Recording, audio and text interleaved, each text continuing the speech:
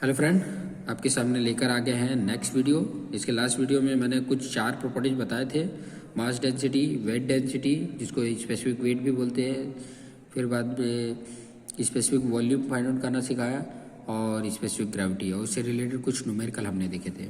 इस वाले वीडियो में सरफेस टेंशन देखते हैं और भी कुछ इंपॉर्टेंट प्रॉपर्टीज़ को हम देखेंगे। ये सब लिक्विड की प्रॉपर्टीज है जो जानना जरूरी है।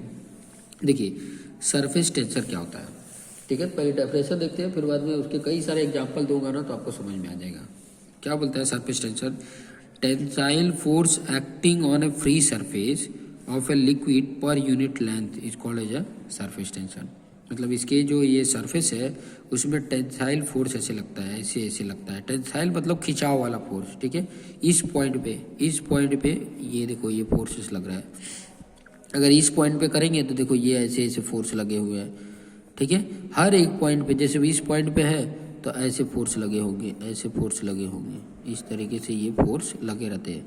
और टेंसाइल नेचर होने की वजह से अगर एक स्मॉल अमाउंट ऑफ वाटर लेते हैं ना तो वो स्पीयर जैसा दिखने लग जाता है। जैसे बारिश की बूंद स्पीयर होने लग जाती है। चाय लेते हो ना कप में, तो ये पूरी ऊपर वाला सरफेस कैसे होता था, जम जाता है, देखे होगे। सरफेस टेंशन का कारण है। सरफेस टेंशन की रीजन की वजह से देखो, पहले यूनिट देख लो। Unit of surface tension newton per metre या न्यूटन पर mm है। क्लियर? जिसको सिग्मा से इंडिकेट करते हैं, सरफेस टेंशन को सिग्मा से इंडिकेट करते हैं। क्लियर? और सिग्मा इक्वल टू क्या हो जाएगा, force upon length, per unit length आ जाता है। क्लियर? ये सब इसी पॉइंट को ABC करके बताया हुआ है। बहुत इंपॉर्टेंट है ये जानना, एग्जाम्पल जानना सरफेस टेंशन के। जो इंसेक्ट होता है ना वो आसानी से सरफेस ऑफ वाटर पे चल पा रहा है, वॉक कर पा रहा है, रीजन है सरफेस टेंशन, ठीक है। दूसरा, थिन ब्लेड होगा, फ्लोट करता है on the surface of water. Mercury on the smooth surface convert into small ball. Smooth surface पे मर्कुरी को डालोगे ना तो वो बॉल में कन्वर्ट हो जाएगा, छोटे छोटे स्मॉल बॉल में कन्वर्ट हो जाता है। रीजन है सरफेस टेंशन। कोई पूछेगा रीजन क्या है, surface. Rain water comes to the earth surface. जब अर्थ सरफेस पे आना होता है रेन वाटर, देखो ना, तो बारिश की जो बूंदें होती है ना वो कैसे हो जाती हैं, सर्कुलर शेप, स्पीयर में हो जाती हैं। एक एक वाटर ड्रॉप स्पीयर में हो जाता है, ठीक है। तो उसका भी रीजन है सरफेस टेंशन, ठीक है। बहुत सारे रीजन है सरफेस टेंशन को, देख सकते हैं, ठीक है। क्लियर हो गया? चलिए, इफेक्ट ऑफ टेम्परेचर क्या होता है सरफेस टेंशन का, एक टेम्परेचर के ऊपर क्या इफेक्ट होता है, तो वो चीज़ें मैं बता देता हूँ। अगर मान लो टेम्परेचर जो है at the surface tension depend directly upon the intermolecular cohesion. Intermolecular cohesion मतलब मॉलिक्यूल और मॉलिक्यूल के बीच में जो अट्रैक्शन है उसी को बोला जाता है कोहेजन, ठीक है। कोहेजन एडहेजन पे अभी सीखोगे। तो ये डायरेक्टली प्रोपोर्शनल होता है सरफेस टेंशन।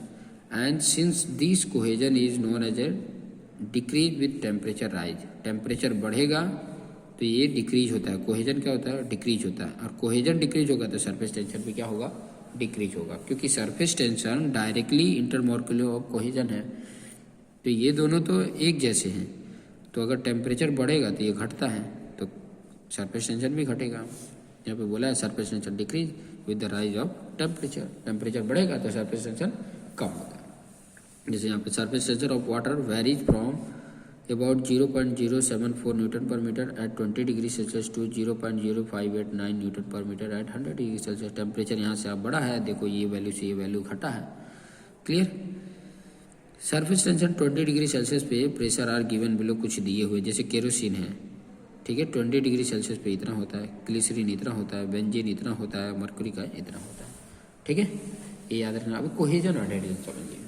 कोहेजन क्या होता है और एडहेजन क्या होता है। तो कोहेजन का सिंपल मीनिंग अगर आप मैं बताऊं कि सेम मॉलिक्यूल जो होते हैं उनके बीच में अट्रैक्शन जो होता है उसको बोला जाता है कोहेजन। जैसे पानी के अपने अपने मॉलिक्यूल्स जो हैं उनके बीच में अट्रैक्ट है, एक दूसरे से चिपके हुए हैं, तो उस फोर्स को बोला जाता है कोहेजन, ठीक है।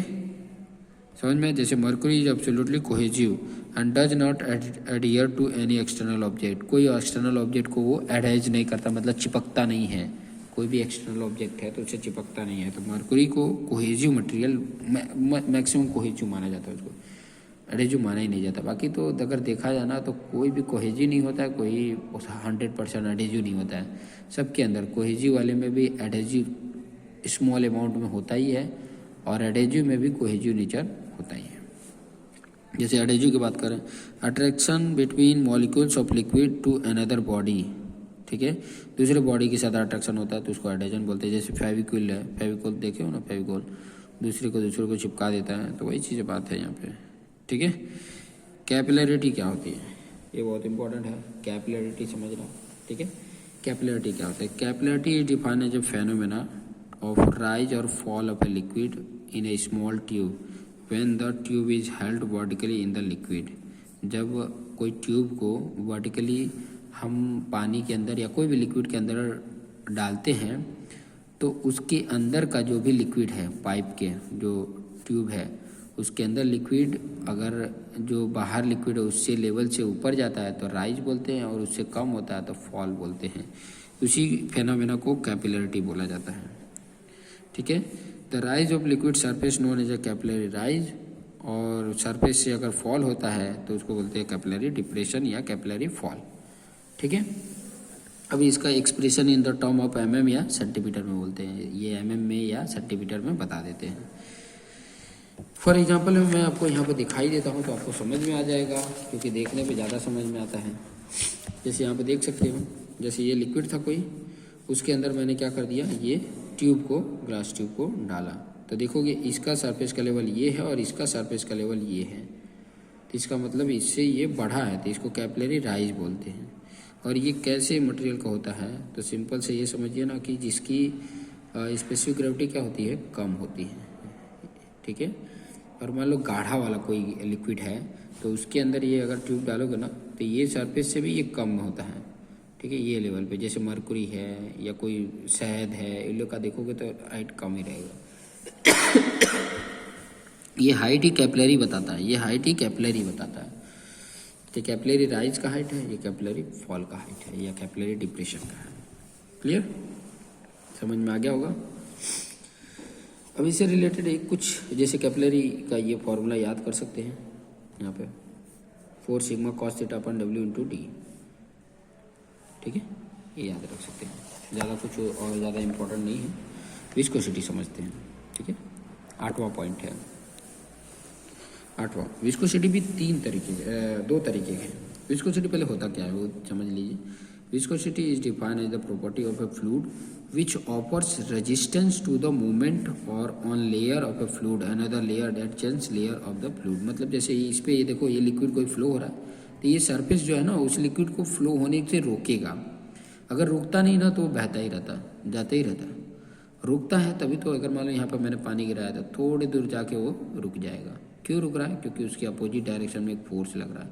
जैसे हम फ्रिक्शन पढ़ते थे ना सॉलिड के लिए, तो लिक्विड के लिए ये विस्कस है, लिक्विड के लिए विस्कस है और सॉलिड के लिए फ्रिक्शन होता है। Clear. It is major resistant to shear deformation. Shear deformation को हम शियर डिफॉर्मेशन के रेजिस्टेंस को ही मेजर करते हैं, वही विस्कस है।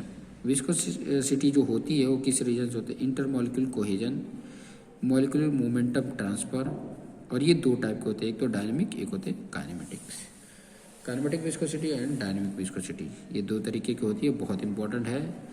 काइनेमेटिक और डायनेमिक दोनों को समझना बहुत इंपॉर्टेंट है, क्योंकि बहुत काम आते हैं, ठीक है। समझोगे तो बहुत कुछ समझोगे, नहीं समझोगे तो कुछ नहीं समझोगे, ठीक है।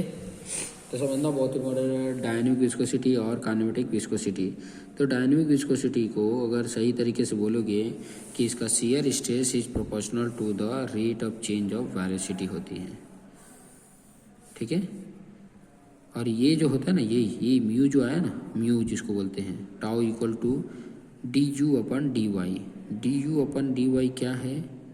The rate of change in velocity with respect to distance. हाँ, वेलोसिटी डिस्टेंस के रेस्पेक्ट में जो चेंज होती है, मान लो यहाँ था, यहाँ आया तो उसकी वेलोसिटी चेंज हो गई, यहाँ आया तो उसकी वेलोसिटी चेंज हो गई, तो उस डिस्टेंस के अकॉर्डिंग क्या हो रहा है, उसकी वेलोसिटी चेंज हो रही है, वो शियर स्ट्रेस के डायरेक्टली प्रोपोर्शनल होता है। प्रोपोर्शन हटाते हैं तो एक आ जाता है कांस्टेंट म्यू जिसको बोलते हैं, यही म्यू को बोला जाता है डायनेमिक विस्कोसिटी। या अब्सोल्यूट विस्कोसिटी, डायनेमिक विस्कोसिटी या एब्सोल्यूट विस्कोसिटी बोलते हैं। क्लियर? इम्पोर्टेंट ये है समझना। जैसे एसआई यूनिट डायनेमिक विस्कोसिटी की क्या होता है, न्यूटन सेकेंड पर मीटर स्क्वायर या pascal into second. Surface tension pascal into S. CGS unit में विस्कस को पॉइज बोला जाता है, ये ध्यान देना, सीजीएस में पॉइज बोला जाता है, पॉइज। और 1 newton per metre square equal to 1 pascal होता है। यहाँ पे देखो लुब्रिकेंट ऑयल के लिए 0.1 न्यूटन सेकंड पर मीटर स्क्वायर होता है, वाटर के लिए 0.001 न्यूटन सेकंड पर मीटर स्क्वायर होता है, एयर के लिए इतना कम। तो म्यू की वैल्यू अगर देखोगे तो लुब्रिकेंट ऑयल का ज़्यादा हो रहा है, वाटर का उससे कम, फिर बाद में एयर का उससे भी कम। अब नेक्स्ट देख लेते हैं डायनेमिक विस्कोसिटी। ठीक है, काइनेटिक, डायनेमिक देखे ना, काइनेटिक देख लेते हैं। तो देखिए काइनेटिक में क्या है, काइनेटिक बोल रहा है it is the ratio of dynamic viscosity and density of fluid. Dynamic viscosity और डेंसिटी ऑफ फ्लूइड के रेशियो को ही बोला जाता है kinetic viscosity. Dynamic viscosity upon density of fluid mu upon rho, और इसको बोला जाता है न्यू। इसको क्या बोला जाता है, न्यू, न्यू ईयर बोलते हैं ना उसका न्यू। इसको न्यू बोला जाता है, इसको म्यू बोला जाता है। इसको क्या बोला जाता है, म्यू। और ये रो होता है, डेंसिटी ऑफ फ्लूइड होता है। तो ये काइनेटिक विस्कोसिटी ये हो जाता है। क्लियर? डिफरेंस भी लिख सकते हो जो चीज़ें बताया। इसको स्टॉक बोलते हैं, इसका सीजीएस यूनिट जो होता है ना स्टॉक होता है, और मीटर स्क्वायर पर सेकंड होता है ये यूनिट। क्लियर? डिफरेंस है, ये चीज़ें देख लेना। क्लियर? उसके बाद एक और इम्पोर्टेंट पॉइंट यहाँ पे दे दिया है जिसका नाम है न्यूटन्स लॉ ऑफ विस्कोसिटी। वो क्या होता है न्यूटन्स लॉ ऑफ विस्कोसिटी? बोले थे, स्टेटमेंट क्या दिए थे, the shear stress on a layer of a fluid directly proportional to the rate of shear strain. मतलब ये tau d u upon d y जो डायनेमिक विस्कोसिटी का था। ठीक है, तो tau mu equal to d y by d, यही जो होता है न्यूटन का फर्स्ट लॉ, न्यूटन का लॉ ऑफ विस्कोसिटी होता है। ठीक है, कुछ चीज़ें यहाँ पे दिया है, जैसे यहाँ पे बोला causes of viscosity in gas and liquid. Gas और लिक्विड में जो विस्कोसिटी होती है उसके कारण पहला होता है cohesion between the fluid molecules, उसके कारण होता है transfer of momentum between the molecules, इसके कारण होता है। ठीक है, ये चीज़ें हैं। अभी उसके बाद से ये बल्क मॉडुलस जान लो, इलास्टिसिटी क्या होता है। तो सिंपल सा है, the ratio of change in pressure corresponding volumetric strain. Pressure change होता है और ये वॉल्यूमेट्रिक स्ट्रेन है, तो इसी को बल्क मॉडुलस भी बोलते हैं, इलास्टिसिटी। ये मॉस में भी आपने पढ़ा ही है। ठीक है, इसकी unit Newton per metre square या पास्कल ही होता है। बल्क मॉडुलस का भी पास्कल ही होता है या न्यूटन। कंप्रेसिबिलिटी जो होती है इसका रेसिप्रोकल होता है, बल्क मॉडुलस का reciprocal. Bulk modulus of elasticity is called as compressibility. Compressibility मतलब जो कंप्रेस होने योग्य हो उसको कंप्रेसिबिलिटी बोला जाता है। तो ऑल फ्लूइड कंसिडर इनकम्प्रेसिबल होता है और ऑल गैस आर कंप्रेसिबल होता है। ये चीज़ें ध्यान रखेंगे। वेपर प्रेशर क्या होता है, वेपर जो निकलता है उसके द्वारा जो प्रेशर होता है उसी को वेपर प्रेशर हम बोलते हैं। ठीक है, ये सब चीज़ें कॉन्सेप्ट थोड़ा सा याद रखेंगे तो ये प्रॉपर्टीज हो गई है। अब उसके बाद हम न्यू चैप्टर स्टार्ट करेंगे, प्रेशर मेजरमेंट। तो आप लोग पेशेंस बनाए रखिए और धीरे धीरे हमारे वीडियोज़ को देखते रहिए और अपने दोस्त को शेयर करिए। बहुत जल्दी हम आपको कुछ ही मतलब कुछ लेक्चर्स में ही हम आपको पूरा कंप्लीट करके पैकेज दे देंगे। तो आप देखते रहिए और अपने आप को बेस्ट बनाते रहिए। Thank you.